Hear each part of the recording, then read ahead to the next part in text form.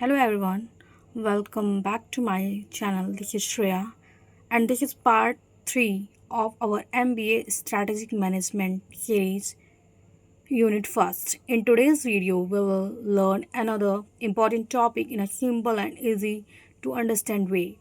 This lecture is especially helpful for MBA third semester students in exam preparation. So, without wasting any time, let's get started. So today's topic is strategic management process. क्या होती है process इस strategic management की? तो simple सा definition है, the strategic management is a process of planning, implementing and evaluating strategies to achieve the organizational goal.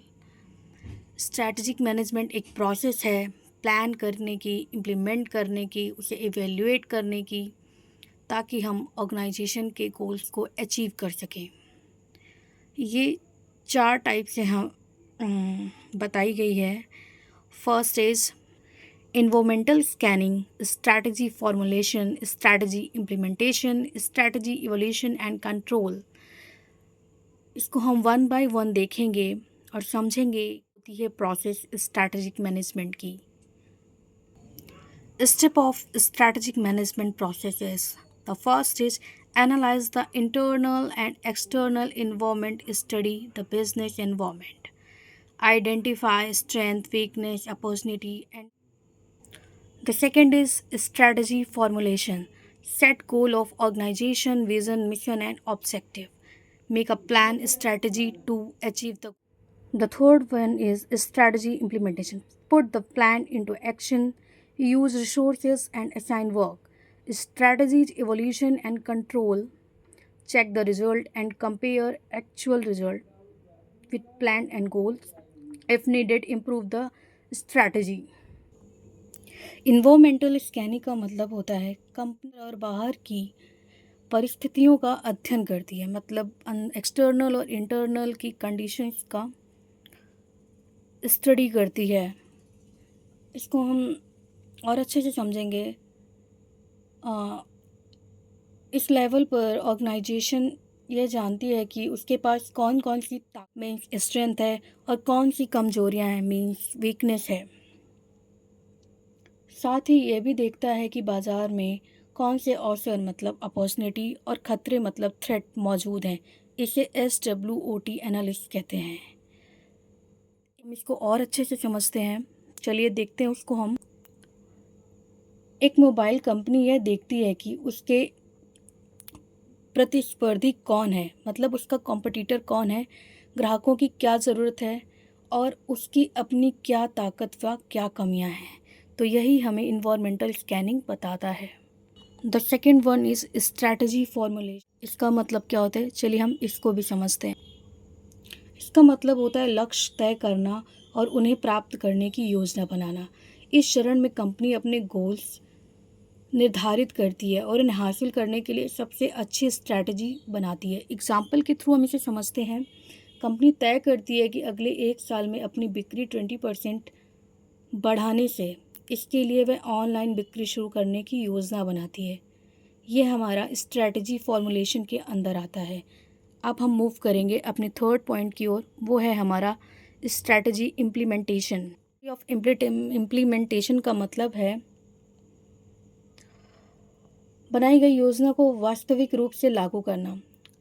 इस level में कंपनी अपनी बनाई हुई रणनीति पर काम शुरू करती है, कर्मचारियों को जिम्मेदारियां दी जाती हैं, आवश्यक रिसोर्सेज का उपयोग किया जाता है और योजना को लागू किया जाता है। एग्जाम्पल से समझते हैं।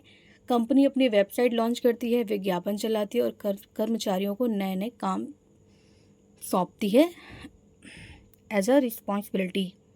अब हमारा फोर्थ और लास्ट पॉइंट है एंड कंट्रोल। इसका मतलब होता है परिणामों की जांच करना, आवश्यकता होने पर सुधार करना। मतलब इस अंतिम लेवल में कंपनी यह देखती है कि रणनीति से लक्ष्य पूरे हुए हैं या नहीं। यदि परिणाम अच्छे नहीं मिलते तो रणनीति में बदलाव करके उसे और अच्छे बेहतर से बनाया जाता है। इसका एग्जाम्पल हम देखेंगे। यदि बिक्री उम्मीद के अनुसार नहीं बढ़ती है तो कंपनी नई मार्केटिंग रणनीति अपनाती है या अपने उत्पाद में सुधार करती है, जिससे कि उसकी प्रोडक्शन बढ़ जाए और कस्टमर का अच्छा रिस्पॉन्स मिले।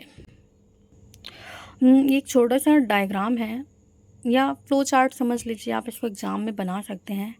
इसमें बताया गया है कि ये इन्वायरमेंटल स्कैनिंग है, ये परफॉर्म करती है, ऑडिट करती है एक्सटर्नल और इंटरनल, फिर डेवलप विजन और मिशन देखा जाता है, फिर establish long term objective, generate strategy implementation, implement strategy evolution, measure and evaluate performance. बाकी तो मैंने आपको समझा ही दिया है, आप इस तरह से भी आप बना सकते हैं अपने एग्ज़ाम में।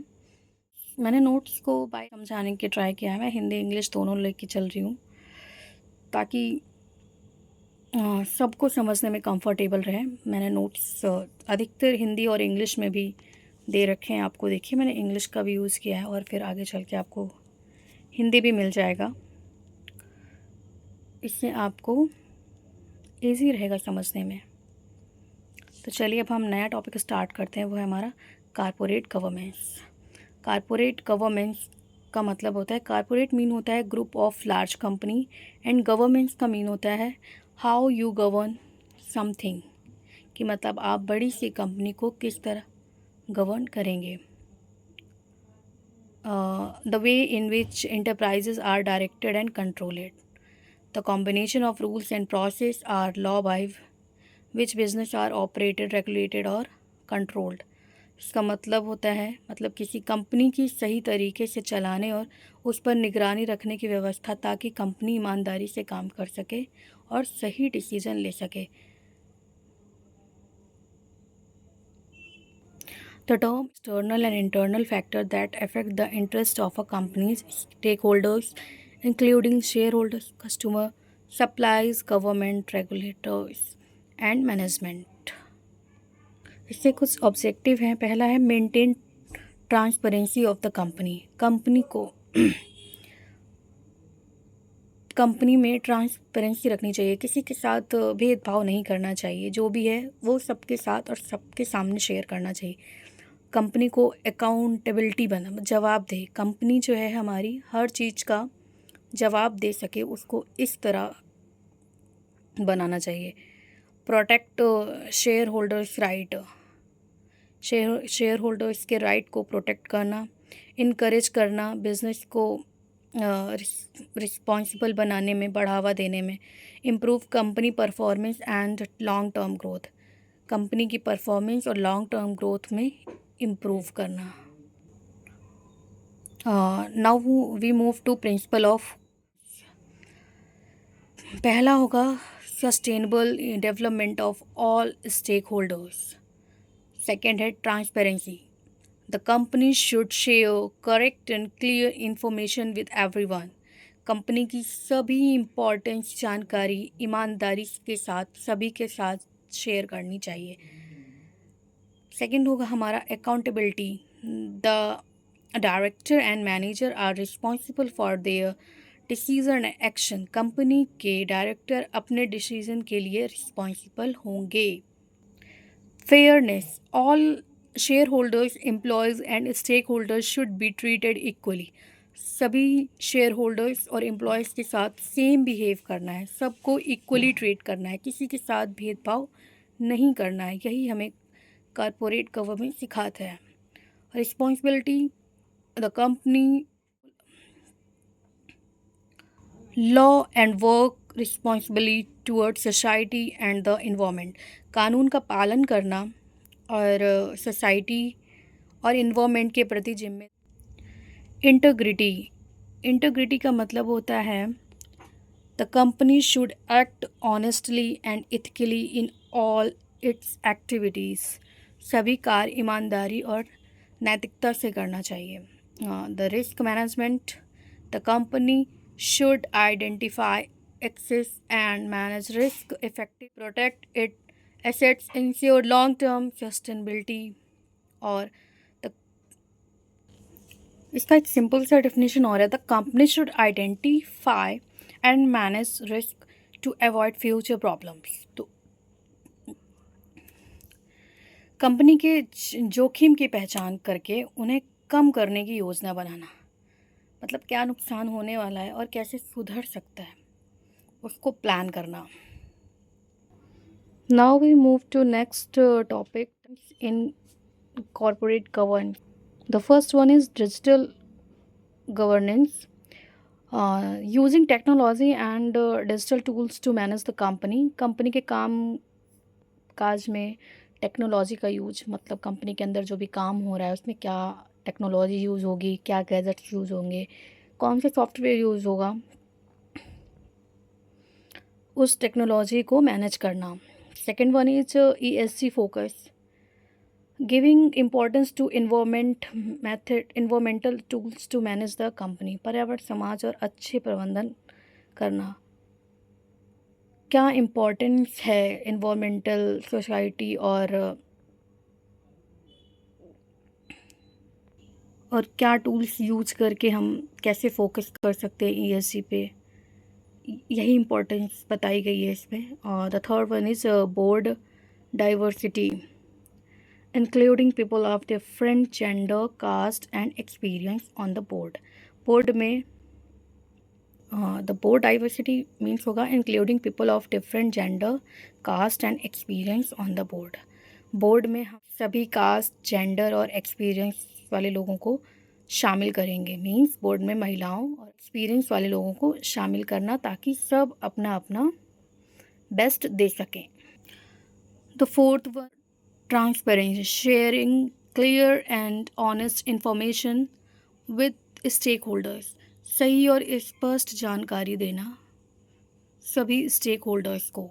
The fifth one is cyber security, protecting company's data from cyber attack, company के डाटा को ऑनलाइन खतरों से सुरक्षित रखना, क्योंकि आजकल तो पता है आपको कितना स्कैम होता है, हैक हो जाते हैं चीज़ें, तो उन्हीं सब चीज़ों से हमें साइबर सिक्योरिटी का यूज करना ताकि हमारी कंपनी का डाटा ऑनलाइन खतरों से सुरक्षित रहे। तो sixth one is stake holder focus, caring about the employees, customers, investors, society, not just share holders. केवल शेयर धारकों को ही नहीं बल्कि एम्प्लॉयज़, कस्टमर और सोसाइटी के हित का भी ध्यान रखना चाहिए। अब हम वन बाय वन करके डायग्राम देख लेंगे। आगे हमने पढ़ा था कारपोरेट गवर्नेंस, तो इसका आप डायग्राम ऐसे एग्ज़ाम में बना सकते हैं। पहले आप उसको एक्सप्लेन कर दीजिए, फिर आप उसकी इम्पोर्टेंस, फोकस जो भी आपको समझ में आ रहा है, जितना मैंने पढ़ाया है, या आप अपना एक्स्ट्रा कहीं से भी, आपको अगर किसी भी रेफरेंस बुक से या नोट से आपको कहीं से प्रोवाइड होता है तो आप वहाँ से भी पढ़ सकते हैं देखकर, और ये डायग्राम आप बना सकते हैं। ये हमारा जो डायग्राम है वो गवर्नेंस का है, and this one is the principle of corporate governance. ये प्रिंसिपल बताए गए हैं इसमें। इस trend of corporate governance diagram, मैंने 3 टॉपिक क्लियर करे हैं और तीनों के डायग्राम मैंने वन बाय वन करके समझा दिए हैं आप। अब मैं अपना टॉपिक यहीं ख़त्म करती हूँ और कल अब हम नए टॉपिक के साथ मिलेंगे, वो होगा हमारा board of directors. That's all for today's video. I hope the explanation helped you understand the strategic management process, trends, and principle in a simple and easy way. If you found the video useful, please give it a thumbs up and share it with your classmates and friends. If you are an MBA student and want easy notes, important topics, exam-oriented explanation, and regular study video, don't forget to subscribe to the channel and press the bell icon so you never miss an update. If you have any questions or suggestions, feel free to leave them in the comment section. I will be happy to help. Thank you so much for watching. Keep learning, keep growing, and I will see you in the next video. Until then, take care and goodbye. Bye bye. Thanks for watching.